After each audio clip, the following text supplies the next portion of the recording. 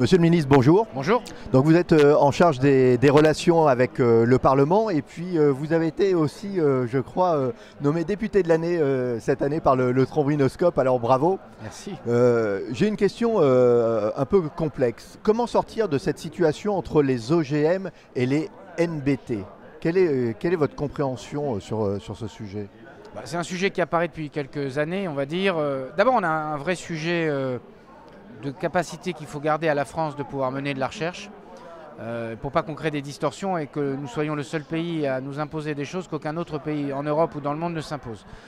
Deux, on voit bien que le débat sur les OGM est un débat qui a été extrêmement sensible, qui a été tranché au niveau européen, disons-le très clairement, qui n'a pas été tranché dans les autres pays. Et moi, je comprends au fond ce qu'on avait défendu à l'époque, qui était de dire il ne faut pas qu'on touche au code génétique du vivant. Mais le NBT, on est sur un autre sujet, en tout cas c'est un des sujets qu'il faut explorer de façon différente sans doute.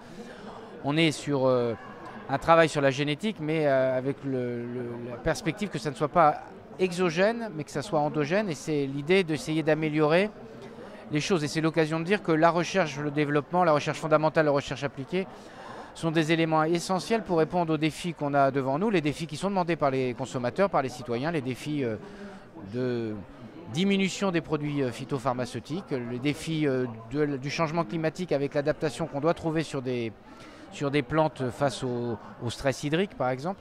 Et donc on a besoin de trouver des variétés qui permettent de répondre aux défis techniques, au fond qui est devant nous et aux défis de la société. Et donc il n'y a que par la recherche, moi je pense qu'on pourra faire les choses. On est un pays qui parfois est sceptique ou est rétif à la recherche. On l'a vu sur des tas d'autres sujets, il suffit de voir le débat qu'on a eu sur les vaccins, sur l'obligation vaccinale.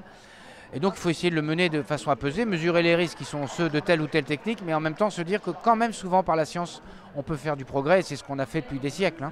Alors on le constate effectivement en France, mais je pense qu'il faut prendre une vision un peu plus large. Je vais prendre l'exemple d'un laboratoire qui est au Mexique, qui s'appelle le CIMID, qui est en train de travailler justement sur des céréales pour enlever le gluten. À partir du moment où on n'autorise pas cela en Europe, on va être obligé d'importer. Donc quelle est votre position par rapport à ça? Une position...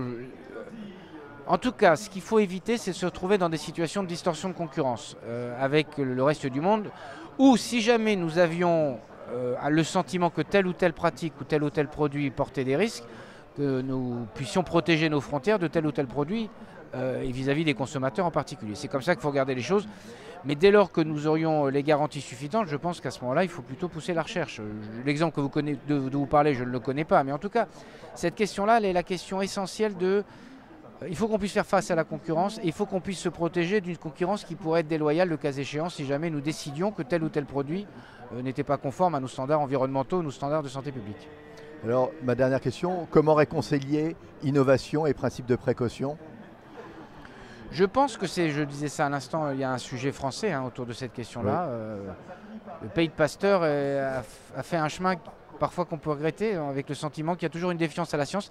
C'est expliqué aussi par un certain nombre de scandales français qui ont donné le sentiment qu'on ne pouvait pas faire confiance aux scientifiques. Je pense que c'est une erreur et je pense qu'il faut renouer avec l'idée que la science, c'est souvent ce qui a permis à l'humanité de progresser pour sa santé, pour des tas d'autres domaines.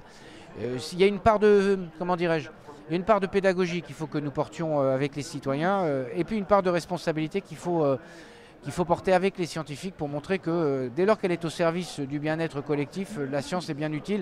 Et il y a bien des exemples, les antibiotiques, les vaccins, enfin quand même ça a été des progrès dans l'humanité. Et il y a bien d'autres exemples qu'on pourrait citer. Et il faut qu'on arrive à combiner ça dans les esprits. Et moi je pense que les défis qu'on a devant nous sont suffisamment énormes pour que nous ayons besoin plus que jamais de la science, parce que je pense que la science c'est une des voies pour résoudre les problèmes. Je vous remercie, monsieur. Merci à vous.